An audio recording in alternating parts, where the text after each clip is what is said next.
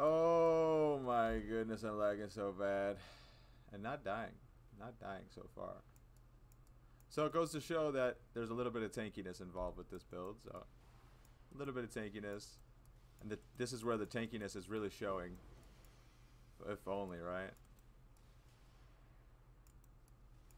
100% delirious.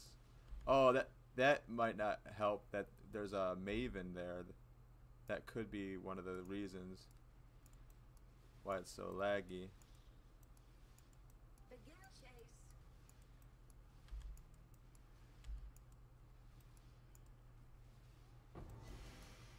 Ooh, my goodness.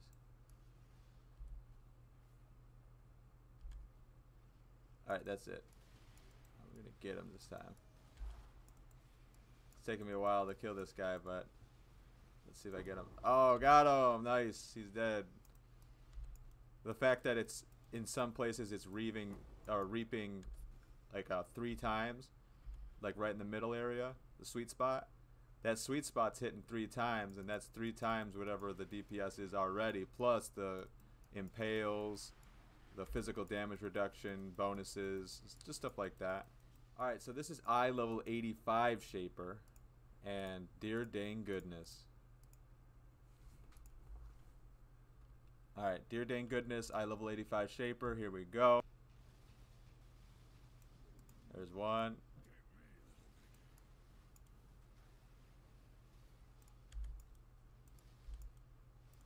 Little kite action. I would like it not to lag, that'd be nice.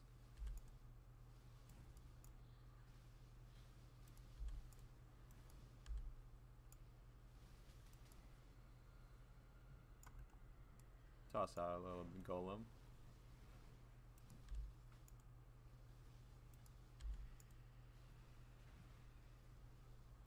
It's good because you could shoot from a distance just like I did. Like, you could shoot pretty almost off screen. You could really range them with this Reap. Get little Piety out of here. Piety bye. Most likely the only thing that's going to kill me is either lag or those bullet hells. The bullet hells get me. I'll have to figure out which area I like the best now. It looks like over here might be pretty good.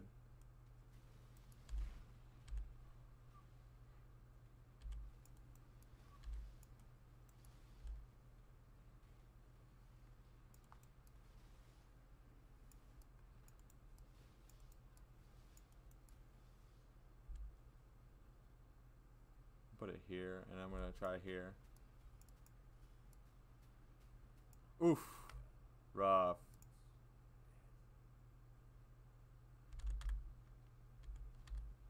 Yeah, I knew I was gonna die, but that's okay. Knew I was gone. Just a little laggy, and plus I didn't dodge very well, but that's okay.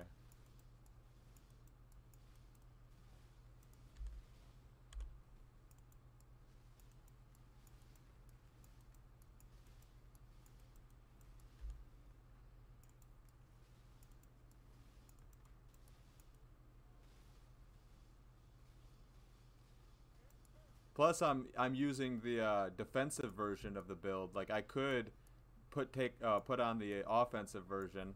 So I'm gonna put on the offensive version just to showcase the offense. So we're gonna toss this on. This will go in the red. This will go in the red. This will go in the green. Okay. How fast can you take out this boss right here, which is the uncreated? So you go over to him, and you're just like boop, boop, and dead. I would have to say I've just about two-shot him. Okay, I'm going to put this here.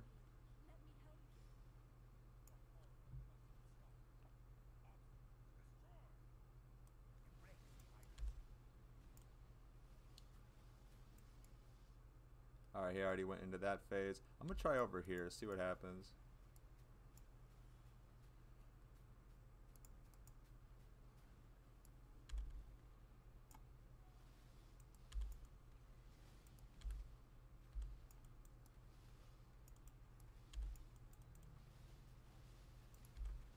See, he's getting killed way faster. I'm past that phase already. The brass dome, it actually increases the tankiness significantly, especially if it's 5% to all maximum elemental resistances, and then also a ton of armor, and you also don't take any extra damage from critical strikes. So there's always a lot of good benefits to either one. When you're doing Shaper, when you're trying to beat him, of course, you gotta take into account his mechanics, and then of course for eye level 85 Shaper, you have to know that you have to dodge those bullet hells, which those bullet hells can be troublesome to say the least. Oh, that was, oh my goodness, I didn't see those guys there. Wasn't paying attention.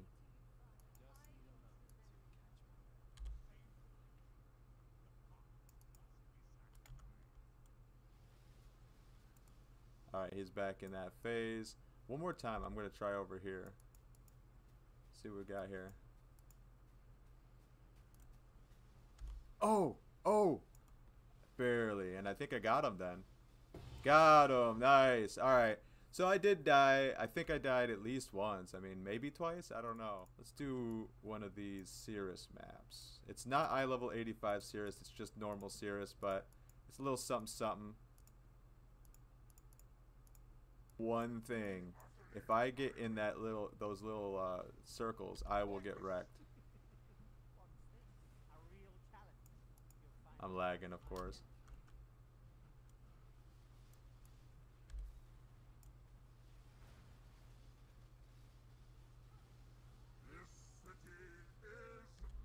I am lagging.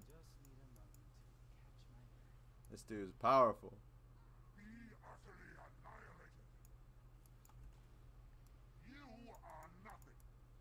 I am something. Stop lying.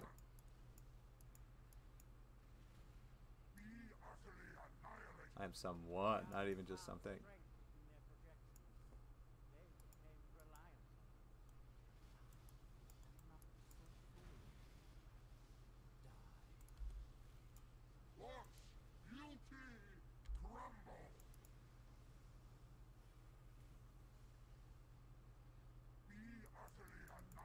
Gonna beat Sirus real quick.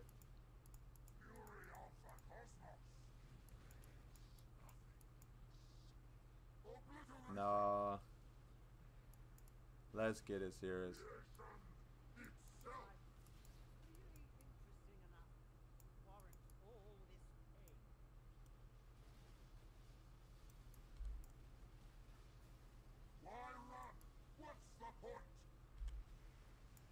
Oof, I almost... Oh!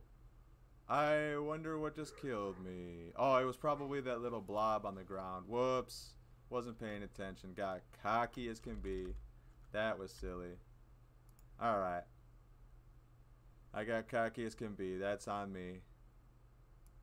I thought I was going to go deathless on him, but yeah, I got a little cocky.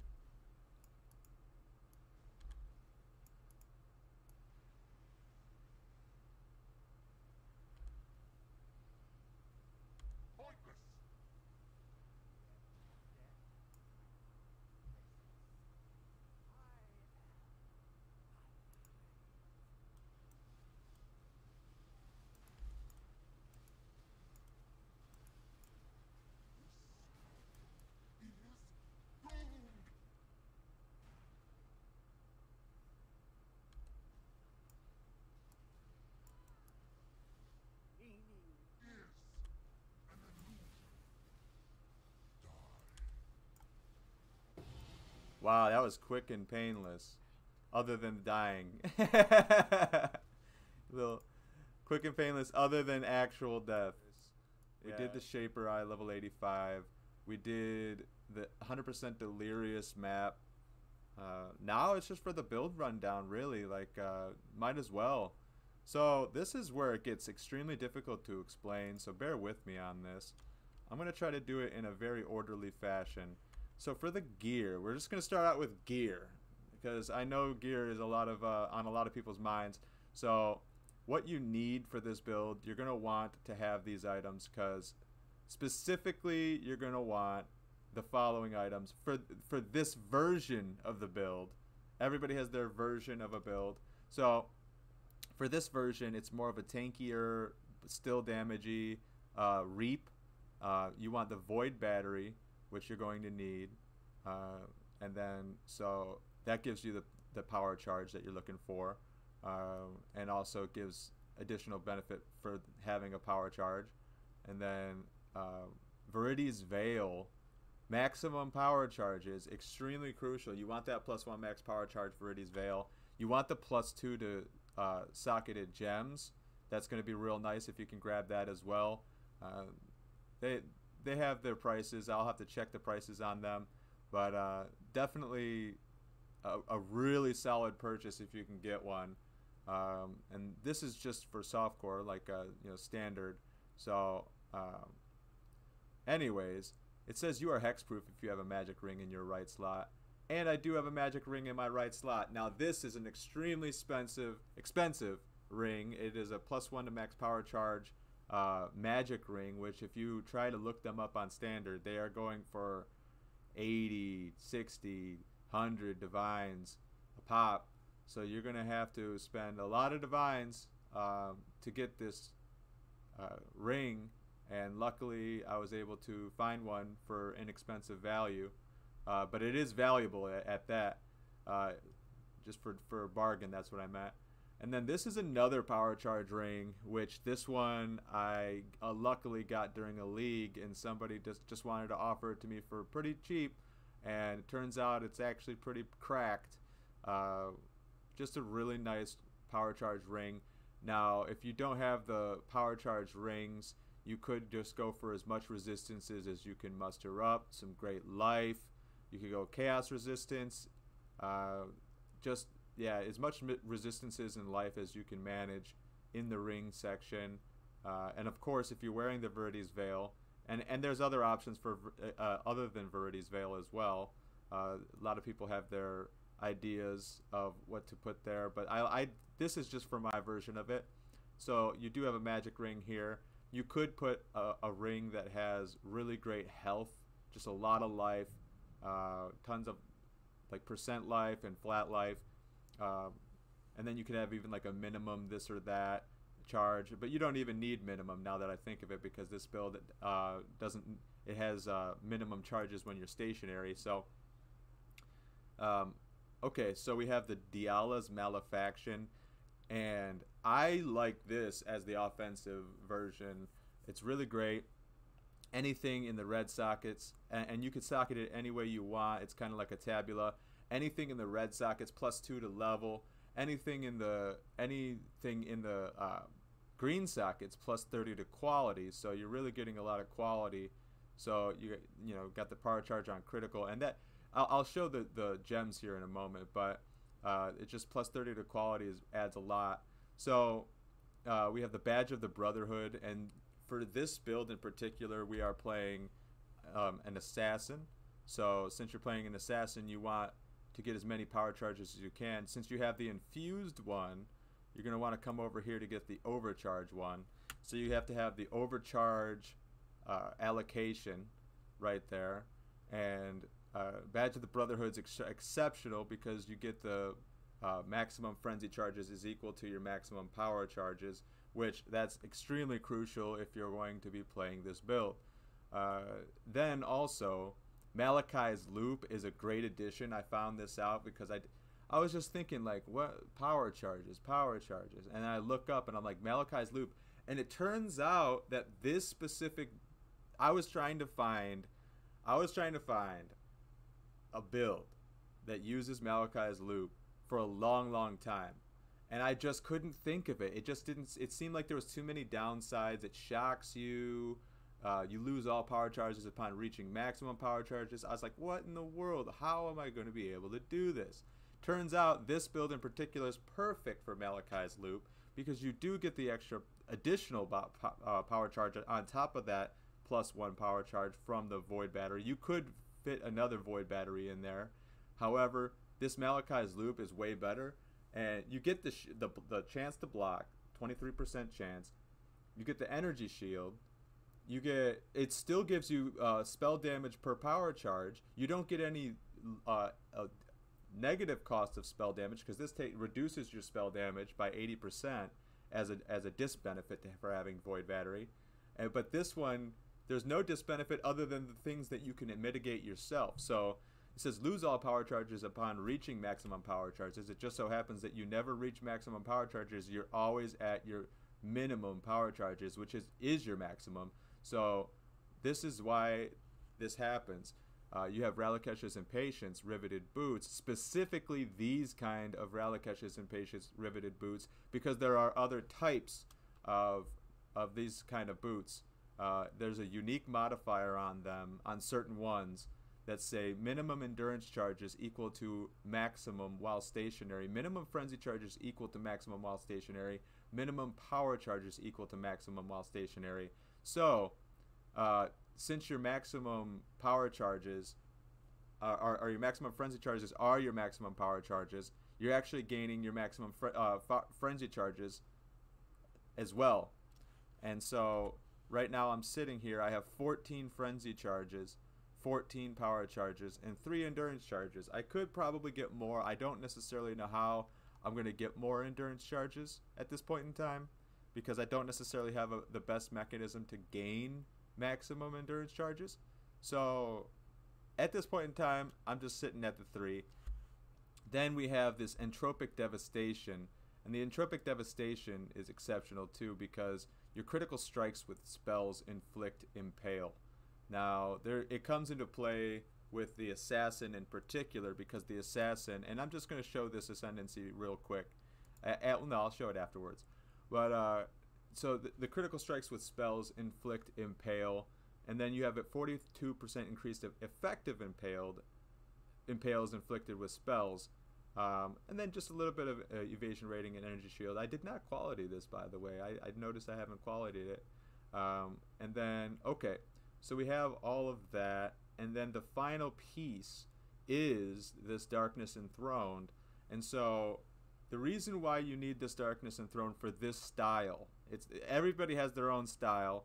There's some people like the Arn's Anguish, and I have tried it with Arn's Anguish, and it does hit hard with Arn's Anguish if you're able to get that triple damage off. It does hit really hard with Arn's Anguish.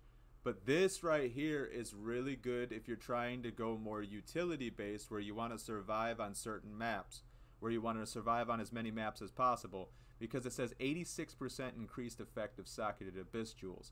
Now the jewels that you need are, and I'm just going to go, since I'm done with the gear, I'm going to go right into the jewels, and I'm going to hit you up with every single jewel that I'm using.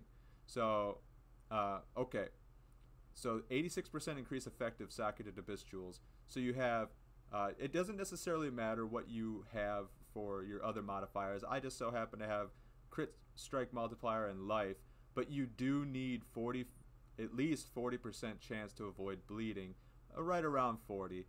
It could be a little less, but then you have on this side 40% chance to avoid being poisoned. Now the other modifiers are just little added damage. Minions deal, that's not needed.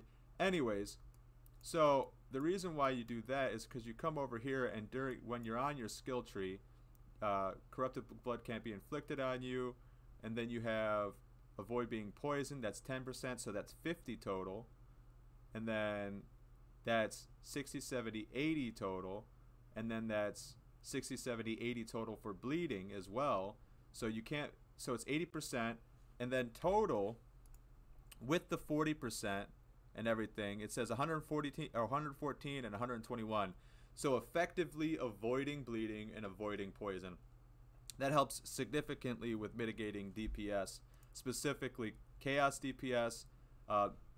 Desecrated Ground you could still get DPS from, like a damage over time from. So there's damage over time. Right here I took 10% less damage taken from damage over time. But I'm going down a rabbit hole right now, so I'm going to get back on track. So we're going back to the jewels. I have the Grand Spectrum jewels, and I decided to get these because it just helps with elemental resistances. And you can use as many as you need, as many as you're looking to put into your build to help your build function properly. So this is +7 to all elemental resistances per grand spectrum. So if you have 3 grand spectrums, it's 21 to all elemental resistances. And if you have multiple of these, then it just stacks. And so this is the other one that I have, +7. So that's 21, that's 42. And then I could get 63, but I don't necessarily need 63 for this build. So I went for the grand spectrum with the armor. So grand spectrum limited to 3. So that's 600 armor that I just grabbed for free. Pretty much 600 armor for free. Not for free, for a jewel slot, but still, it's a little something something. And then we have Watcher's Eye. Now this Watcher's Eye is really needed just in case you are getting just dominated and you need to leech your life back. And so this does 0.98% of damage, leeches life while affected by vitality, and it says damage, so it's not attack damage, it's not spell damage, it's just straight damage. All your damage and anything that hits, any damage that hits, it's going to be leeches life while affected by vitality. I am affected by vitality, so then this one also, you don't necessarily need this, but this is kind of cool just in case. Reflected physical damage taken while affected by determination. If you're going to try to do physical reflect maps, you're going to need a little bit more than 50%, a lot more than 50%, to be able to mitigate all the reflected physical damage. But it's there, and I am affected by determination, but that's okay. And then this build in particular features something kind of fun. So we have the large cluster jewel. You could get any which one you want. This one has a little bit to elemental resistances, little something something. Little spell damage, leeches energy shield. That's kind of cool. I'll admit it does feel kind of good for quality of life. And then this is where it's fun. So we have Forbidden Flesh, and it says Spellbreaker. So let's look up Spellbreaker real quick. 20% chance to suppress spell damage. Prevent 10% of suppressed spell damage while on full energy shield. 50% chance for energy shield restart to start when you suppress spell damage. Awesome. All that's great. All that's fantastic. So you get all that, the 20%, and I'm pretty sure it has to be better now. There has to be some like improvement to that. But the main thing is you get this spell suppress, and it just so happens with this build that I have created here, you do get 100% spell suppress, and that's, I mean, it's unbelievable really when it comes down to it. So it's really great. And then really great for sustainability, survivability. There's one more jewel that is notable, and there's one more jewel left to just chat about. So it's this Militant Faith. So you could choose area damage. You could choose any of the little devotions that you want, really. Any of them are fine. As long as you make sure that you still get the circle of life here. You can, and as long as you make sure you still have infused. You have to have these two still, and then it's fine. But mainly you want this Inner Conviction. It says 3% more spell damage per power charge. Gain power charges instead of frenzy charges. Now, when you get your minimum frenzy charges as your maximum frenzy charges, you actually don't gain the frenzy charges. You just have them. You just inherently have them while you're stationary with the Ralakesh's Impatience. So you're just essentially getting a free 3% more spell damage per power charge. I have 14 power charges. That's a significant increase. This is the Ascendancy for the Assassins. Now you could choose multiple different things. This is, you get the maximum power charge. That's the main notable thing with Unstable Infusion. And then this is where the huge, this is super necessary. 5% to critical strike multiplier per power charge. 1.5% critical strike chance while at maximum power charges. That is completely necessity. Huge, very necessary. Opportunistic's pretty cool. It's pretty much core, I'd say. 25% more damage while there's at least one, or at most one rare or unique enemy. 20% reduced damage taken while there are at least 2 rare and unique enemies nearby. If you're facing pinnacle bosses, 25% more damage is going to help you a significant amount. So we have this one right here. Critical strikes have calling strike, and a lot of great modifiers here. So just check that out. You're really getting more crit strike chance on enemies that are full life, more crit strike chance on enemies that are low life, 40% crit strike multiplier against enemies that are on full life. So you're hitting them harder to start.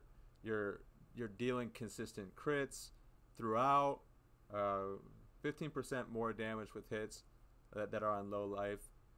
So pretty much this just is huge for damage. There is this one right here. If you're going to go a different route, you could gain the elusive on critical strike. Take no extra damage from critical strikes while elusive. And that's huge. You can get the avoid all damage from hits, 15% chance, and then an increased effect, 50% increased effect of that. So it's more like right around 22, 23%, which would be kind of good, just in general. So you could choose Mistwalker, and that's if you want to go even more defensive. It's not necessarily necessary. Oh yeah, the flasks. So these flasks are not optimized at all. This is a really good Blood of the Karui. It's a better one, and so I have this. You could use Blood of the Karui just in case you're feeling real low on life. It is a rather low life build anyways. You're under 50% or right around 50%, and you're trying to get that pain attunement. So you have the Blood of the Karui just in case you're so low you can't stand it and you just want to hit that button real quick to get your life back. And then you have travel skill. Use when you have a travel skill. This gives me movement speed. Again, this is not optimized. So overflowing chalice, it just replenishes all my other chalices, and it's used when my charges reach full. So used when you use a guard skill. So this one gives me armor when I'm using a guard skill. This one is used when an adjacent flask is used, so it's used when I use a guard skill essentially. I forgot about the gems, of course, because we're just blazing on through this. We're going to do the skill tree though, and then the last thing will be gems. Why not? Okay, so damage. We have this right here. This is not needed. You do not need this. This is kind of just for a little bit of fun. It just triggers a little some little person to help you out, like a little battle buddy, I guess. And they give you some mana regen. I don't necessarily need mana regen, but it's kind of cool to have a little battle buddy with you. And then 10 to intelligence. Yeah, we're coming over here. I need this. There's a lot of reasons why I need like strength and dexterity in this build, and even intelligence. It's kind of needy for the just the attributes in general. So we're coming over here. We already saw that. Then we're coming here, 50 to max life. We got this. We're grabbing pain attunement. We're coming over here because we want to allocate about right around 50% of our life, and just reserve that so that we can get the pain attunement. Elemental resistances. Okay, I need a lot of spell suppress, and I'll be blatant. I'm just gonna be super honest with you. I need spell suppress in this build, and so I did get some spell suppress in the tree, but I had to get some tattoos for spell suppress. I also got some tattoos to help even out my attributes. So we're coming over here, grabbing these attributes.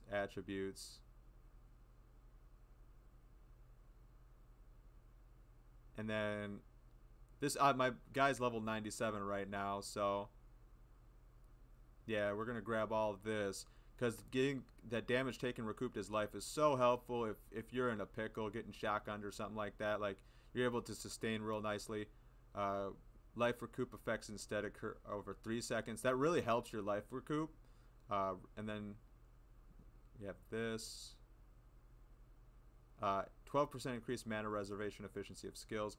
I definitely need that, and so that's why I got that there. And then you count as low life while at 55% of max life or below. I'm a little over 50%. I'm actually right around 55%. So since I'm right around 55%, I'm actually dealing more damage. So let's say I turn off this. My damage goes down 300,000. So yeah, there we go.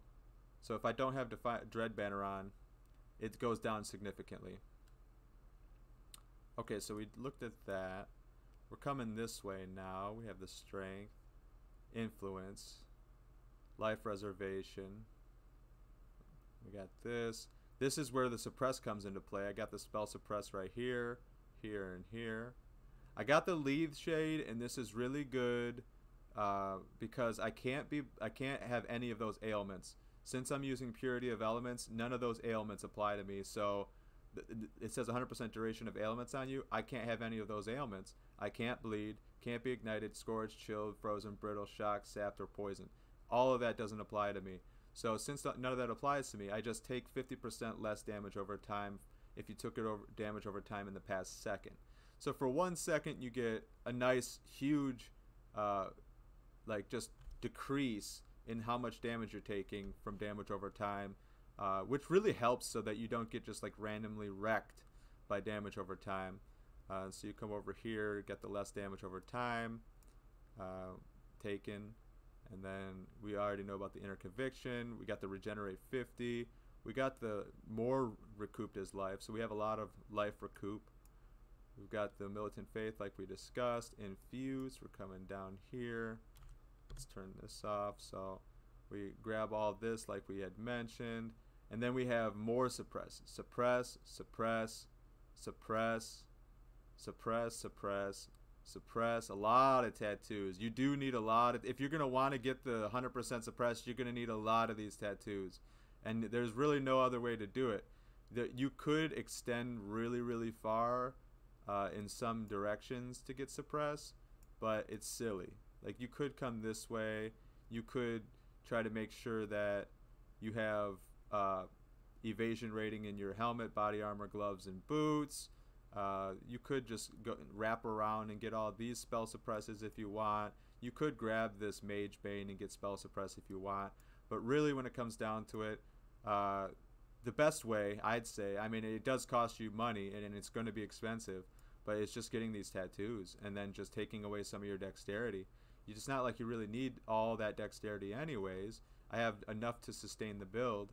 And so now I have 100% spell suppress. I'd much rather have spell suppress than essentially useless dexterity. And so, yeah, you get the prevent 3%, more spell suppress right here. Get the crit strike multiplier right here, crit strike chance, crit strike multiplier against unique enemies, and of course the Watcher's Eye right here.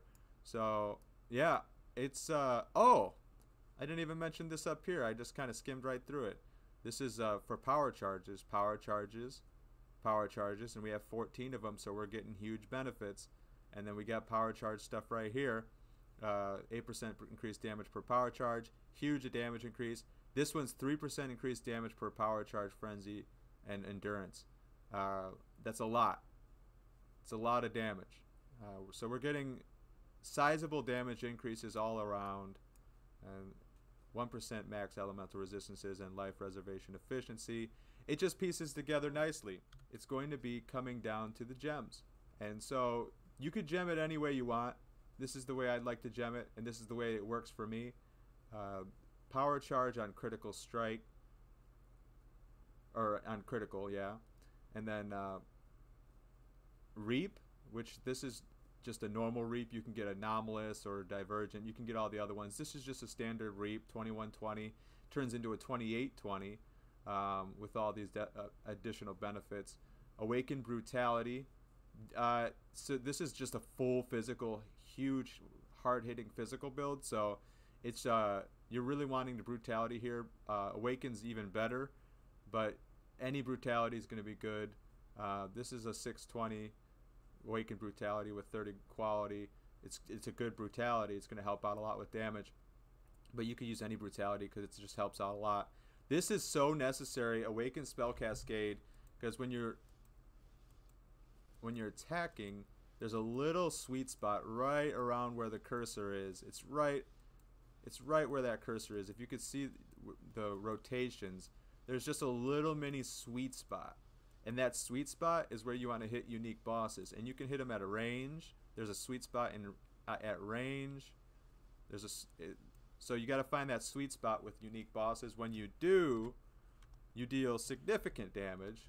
And especially with the Impale from the Entropic Devastation, you're going to just slay, quite literally. And so we got the Reap, we got Brutality, Empower, and this is extremely necessary. It's cheaper than ever now to get an Empower gem, level 5 or level 4 for that matter, and this turns into a level 6 Empower when it's in Diala's. And then we got, so this is fielder's choice. This is totally your decision. You can choose crit damage here instead of Unleash. You could go more of a crit damage and make that your idea. I went Unleash, and you could even grab the additional Unleash right here if you want. So you could go right here and grab 1, 2, 3, and then grab this skill supported by Unleash, have +1 to max number of seals. If you so choose. I had not chosen that, but I did choose Unleash, and I thought that was great. So you could choose Unleash, you could choose Power Charge on crits. There's other things you can do depending if you're not doing a physical build. You could do Ice Bite if you're not doing a physical build, and that would give you significant cold damage bonus. There's a lot of other things you could put here, but mainly you want the... I like Unleash here. Everybody has their idea. You could even put... Oh, another thing you could put, Spell Echo. Spell Echo is really good. So if you want to just straight up cast faster, you just want to cast faster, just blatantly. And you just want to cast faster without the little like multicast of Reap. Maybe you don't want to do a multicast of Reap and you want to do other things. Then you could just do Spell Echo and you could just cast like crazy. And that might even be better for unique bosses. I'll have to check that in the future. Might even be better for unique bosses if you do that. So yeah, and then this is like if just the auras that we're working with. So Enlighten, of course, Purity of Elements, and Purity of Elements is extremely beneficial. It gives you the elemental resistances you're craving for. It gives you the immune to all elemental ailments, which you absolutely need, in my opinion, for this kind of style of build. Determination, definitely needed for this style. Arctic Armor, this is mainly for mapping, I'd say, and in extreme cases when it comes to unique bosses, but for mapping this is pretty good, just in case you're standing still and you'll start taking a ton of physical or fire damage. It's going to mitigate a lot of that. You don't necessarily need it though, because you could just use the Herald of Purity. Herald of Purity gives a lot more physical damage anyways, so it's the Enlighten over here. Summon Skitterbots. This gives the insta shock. Since you're not shocking with physical, you're going to get the shock from the Skitterbots, which it's going to give a significant damage increase. You're going to really want that. So you don't necessarily need that Divergent Dread Banner, but you do want a Dread Banner of some sort, because you want that have increased Impale effect. That's the main thing that you're looking for in this with this right here. So to the increase Impale effect, and that's going to make your Impale effect go to almost 100% increase Impale effect. And so Vitality, Arrogance, that's a level 28 Vitality, so you're really regenerating a lot of life. Arrogance 23. Empower, you want Empower here so that you can empower all these things to get more benefits from them. So you want 4 reds. If you can get it in the Viridia's Veil, that's for the best, most likely. 4 reds in the Viridia's Veil. And then, so we're coming over here. We have Flame Dash, Second Wind, and Life Tap. You want Life Tap because since we are allocating a vast majority of our mana, we're going to need Life Tap to sustain the things that would otherwise cost mana. And so the Summon Golem, right here, Stone Golem, Life Tap, Steel Skin. You could choose other things. I like Steel Skin here. I genuinely just like it. You could, you could take out Stone Golem, not use a Golem, or use a different gem here, maybe take out Portal and put it somewhere else, and then use a Cast when damage taken, with maybe a Mortal Call or cast when damage taken, potentially Molten Shell depending on how much armor you have. That is all the gems. And finally, this is the Pantheon. Really, when it comes down to it, it's totally up to you what you want to do with the Pantheon. It's all up to you. If you even want to do this build, like it's all up to you. I like it. I think it's fun.